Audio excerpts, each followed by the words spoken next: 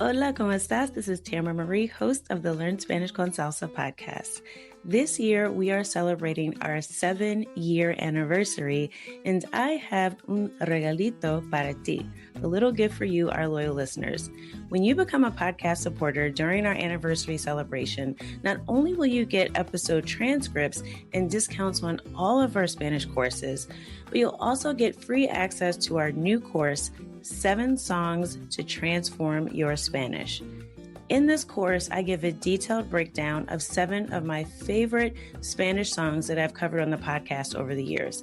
So not only will you learn real conversational phrases and vocabulary directly from the song lyrics, I'm also going to be providing short grammar lessons from the song and interactive quizzes to reinforce what you learn. Plus, I'm including exclusive artist interviews with full transcripts and translations so that you get to learn more about the people and the culture behind the music. For our 7th anniversary, you can join as a supporter for just $7. That's $7 for our 7-year anniversary. So if you want to sign up today, go to learnspanishconsalsa.com/support. That's learnspanishconsalsa.com/support. You can sign up there and you'll get access to your first lesson today. That's learnspanishconsalsa.com/support. Thank you for being a listener. Now, let's get started with this week's episode. Bienvenidos. Welcome to the Learn Spanish con Salsa podcast. Here's your host, Certified Language Coach, Tamara Marie. Hola, bienvenidos al episodio 242. Welcome to episode 242 of the Learn Spanish con Salsa podcast. In this week's episode, we're going to be breaking down some vocabulary that you can use in your day-to-day conversations from one of the newest bachata songs that was released by Prince Royce and Romeo Santos, and it's on their album called Better Late Than Never. In last week's episode 241, we actually broke down the lyrics to the song Estocolmo, which literally means Stockholm in English. So again, it's Síndrome de Estocolmo, right? So Stockholm Syndrome, talking about a woman who seems like she's being held hostage by her boyfriend, right? But really, sounds like she kind of just moved on, right? She's no longer with Romeo or Prince Royce. And so she had Stockholm Syndrome, obviously. She fell in love with her captor. So again, the song is kind of interesting. Again, I hope you got a chance to watch the video. If you didn't, make sure you go back to learnspanishconsalsa.com/241 for episode 241, where you can actually check out the music video and you can see what's happening in the situation. But you know, sometimes with songs like that, it can be a little bit difficult to figure out, well, how do I actually use this in conversation? So, right, you've got a new song on your playlist. Hopefully you're enjoying it. Maybe you found it entertaining if you watched the video. But now, how do we get down to like really having real conversations with people in Spanish using the vocabulary that we learned from the song? So hopefully you've been able to get the lyrics and maybe listen to it a little bit, maybe practice singing along, so you can kind of hear some of that new vocabulary and context and kind of get your mouth used to forming some of these words. I know for me, when I first started learning Spanish, I really wanted to understand song lyrics, and singing along with the songs, even though I'm not a singer, singing along really did help my pronunciation because I was really thinking about the rhythm of the song and paying attention to the sounds. So hopefully you've been able to do that. So now let's actually get into some vocabulary that you can use, right? Because one of the things, again, about learning Spanish through music is that sometimes the music is not, the lyrics aren't super appropriate for a day-to-day conversation. But let's look at some of the words we can use from the song lyrics to Estocolmo and see how we can use them in our daily conversations. Right, so the first word that we have is padecer. Padecer. So in the song, remember he says, si padeces síndrome de Estocolmo. So if you are suffering from Stockholm Syndrome. So this verb padecer, it can mean to suffer or it means to endure. So usually it's talking about some sort of illness or a chronic condition. So for example, let's say you have allergies in the spring. You could say something like, yo padezco de alergias en la primavera. Padezco de alergias en la primavera. So I suffer from allergies in the spring. So again, suffer, it's something that's ongoing, right? If you have allergies, seasonal allergies, it probably does feel like you're suffering because you probably have a whole season when the pollen is bad, right? That you really are feeling it. So in this case, again, we're talking about something where you're enduring it, or the suffering goes on for a little bit longer than sort of one instant. So another example that we can use with the verb padecer is, let's say you suffer from something like fear, right? So if there's certain things that you're just afraid of, right? So one example, I could say, like if I have a friend and we're about to, go up on a really high building, or we're going to go zip lining or something, I'd usually be that friend that'd be afraid because I actually am afraid of heights. But someone was saying, hey, Tamara, vamos. And I'm like, I don't know, right? They might say, oh, ella padece de miedo a las alturas. Ella padece de miedo a las alturas.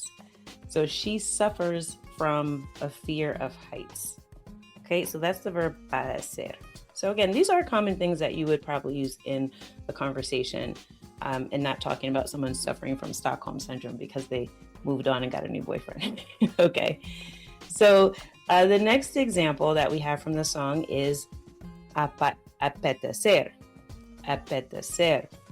So apetecer in the song, the example is, si le apetece, te hace suya Estocolmo. Okay, so remember that line. Si le apetece, so if he feels like it, te hace suya. So if he feels like it, he makes you his, right? So this le apetece is like he sort of feels like it. He really is craving. He really wants to do this. So I could say, with the verb apetecer, I could ask a question, right? Let's say I'm going out for dinner with a friend y vamos a un restaurante. I can say, ¿te apetece comida italiana? ¿Te apetece comida italiana? So it's like, are you in the mood for Italian food? So te apetece. So sort of like, do you feel like it, but are you in the mood for, are you craving this, right? Is it something that you want? So it's a little bit different than gustar in that way, because I wouldn't say like, oh, do you like Italian food? I mean, I could say that, right? But I'm asking you right now, are you in the mood for it? Like, how are you feeling about it right now? Are you in the mood for it? Do you have a taste for Italian food? So that's one way you can use apetecer. You could also use it to say like you're not in the mood or you don't feel like doing something. So a great way to turn down plans politely, instead of just saying, no quiero ir, I don't want to go, right? You could say, no me apetece salir hoy.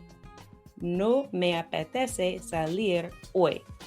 So, I'm not really in the mood to go out today.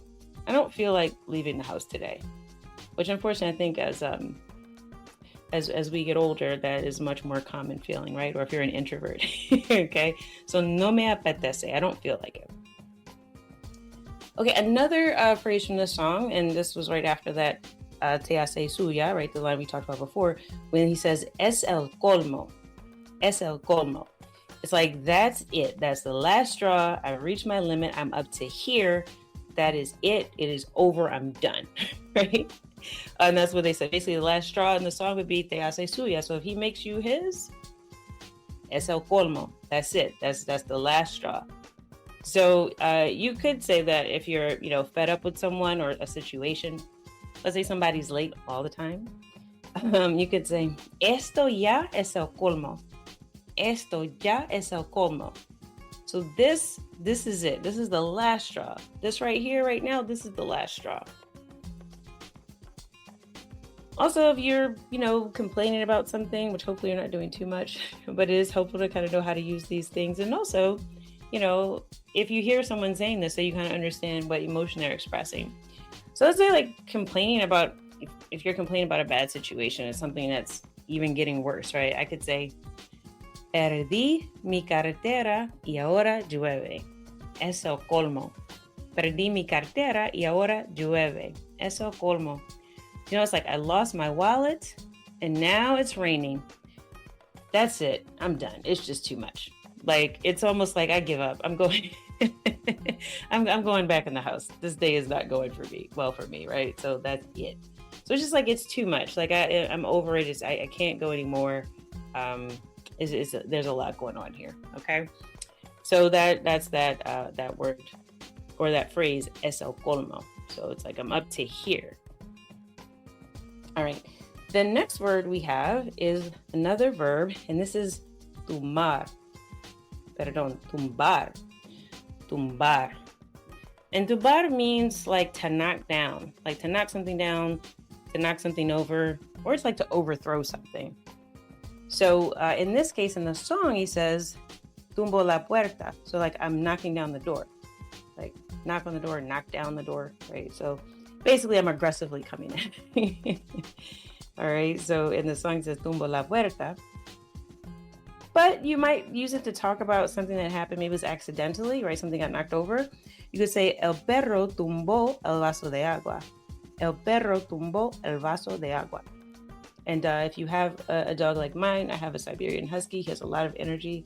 And yeah, he has knocked over some things before. So, el perro tumbó el vaso de agua. So the dog knocked over the glass of water, right? So you might hear that. Or it's something that you can use, right? To say something got knocked down. Okay, the next verb we have from this song, and again, this is something you can definitely use in conversations, is the verb temer. Temer. And temer, in this case, it means like to fear, right? So you might be used to hearing the expression, tengo miedo, so like I am afraid. But you also could use the verb temer. So in the song, he says, ni le temo. Ni le temo, which means like I don't even fear him. I don't have any fear of him, right? But you could still use the verb temer if you want to instead of saying no, tengo miedo or no tengo miedo. If you're talking to someone, right, you're just like, look, I don't want you to be afraid. You can say, no temas, todo va a salir bien. No temas, todo va a salir bien. So it's like, don't fear, do not fear, don't worry, don't be afraid, really, everything's going to turn out fine. Everything's going to go well, right? So that's an example of the verb temer. And you notice this no temas, so because I'm sort of giving this a suggestion to reassure someone, this is actually the subjunctive of the verb temer.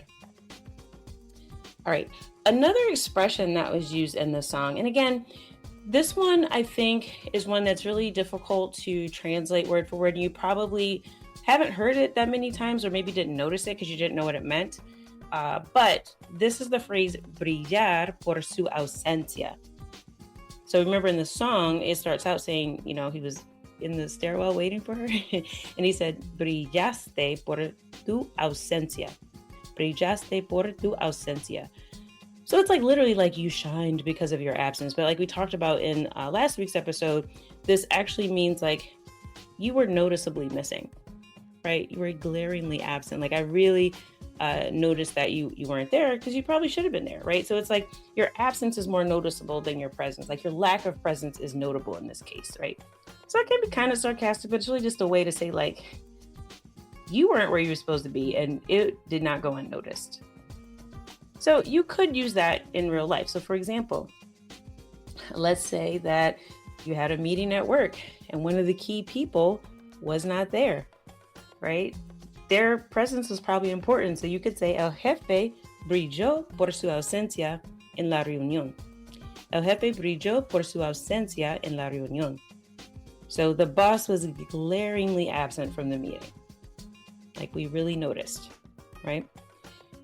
Or let's say that you need help, with something. Maybe you're moving one weekend, you asked a friend to come help you and they didn't show up.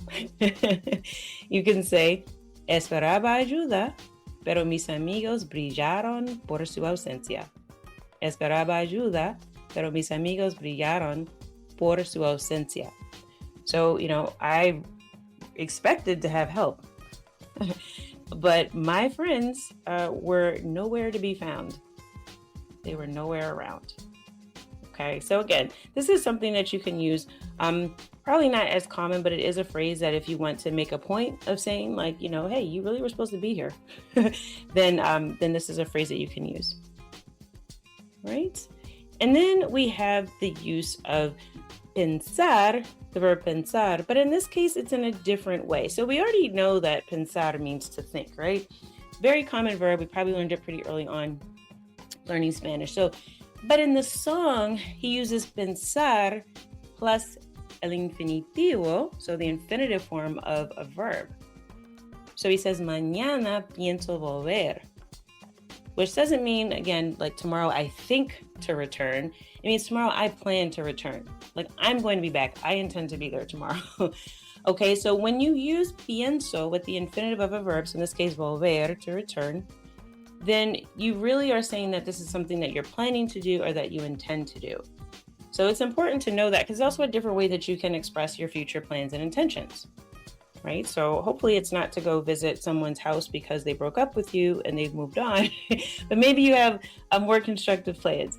So in this case, if I wanted to say, pienso descansar todo el día, maybe not productive in this case, but just more calm plans, right? That won't make you end up potentially in jail, okay, like in the song. But anyway, I could say, pienso descansar todo el día, which means like I plan to rest all day. Todo el día, pienso descansar. So not just like I'm thinking about resting all day, but like, no, I intend to, right? Pienso descansar. I plan on resting todo el día, all day.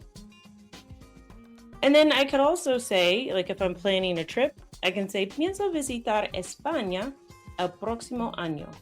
Pienso visitar España el próximo año. So I plan to visit Spain next year.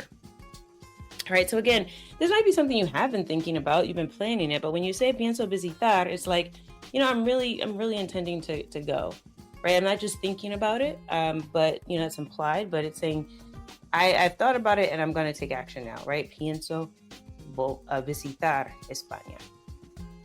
Okay, so to review, we've gone through seven words and phrases from the song Estocolmo that we can use in our daily conversation. So we talked about the verb padecer, which means to suffer from. Apetecer, which is used like the verb gustar, right? Which means like to be in the mood for, to feel like doing something. Es el colmo, right? Like that's the last straw. I've had it up to here. I'm done. It's too much. Tumbar, which is to knock down or to knock over. Temer, which is to fear. Then the phrase brillar por su ausencia, which means like to be glaringly absent, nowhere to be found.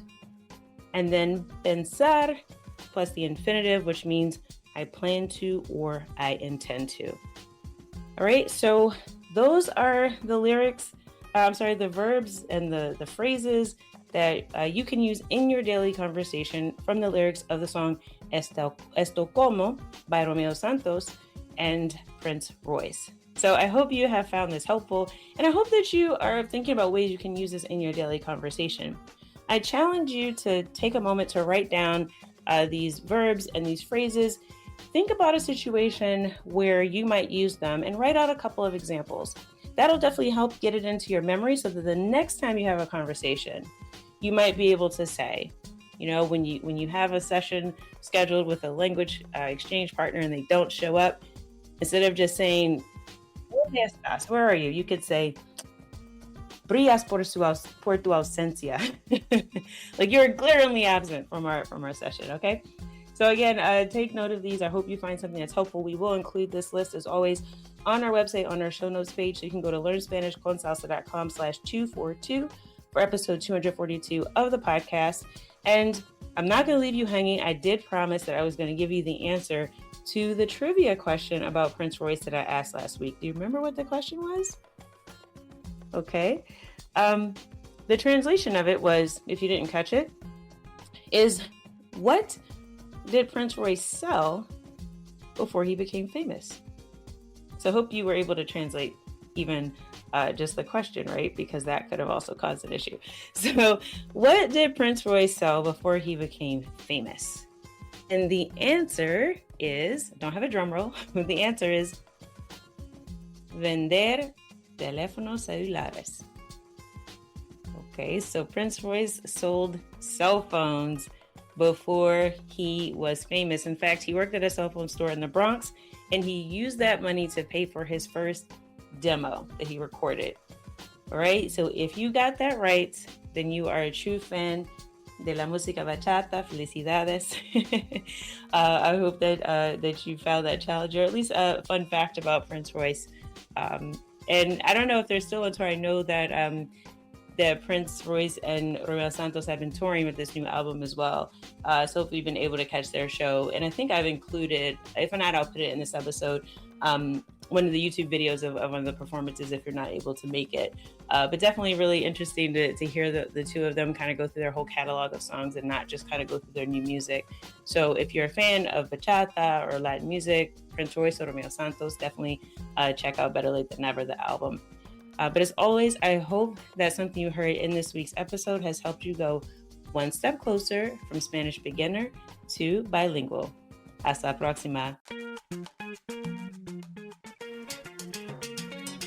Thank you for listening to the Learn Spanish con Salsa podcast at learnspanishconsalsa.com.